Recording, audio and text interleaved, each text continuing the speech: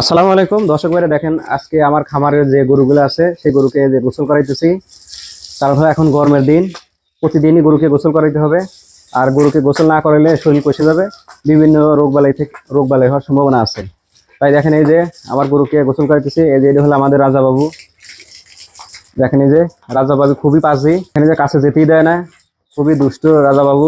আগের থেকে মোটামুটি অনেক বড় হয়ে গেছে। এটা আমাদের হলো গাভী গরু। এ হলো 9 মাসের প্রেগনেন্ট, যে কোনো সময় এখন হয়তো ডেলিভারি হবে। মোটামুটি গরুগুলো সবাই গোসল করানো শেষ। এইটা হলো আমার খামারে দেখেন বর্তমান অবস্থা। গরুগুলো আগের থেকে অনেকটাই ভালো হয়েছে।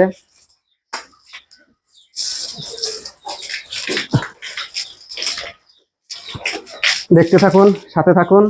তাই নিয়মিত গরুকে গোসল করান এবং গরুকে সুস্থ রাখুন। পশু পরিষ্কার পরিচ্ছন্ন রাখবেন, কারণ হলো পরিষ্কার না থাকলে রোগবালাই দিয়ে ভরপুর হয়ে থাকবে।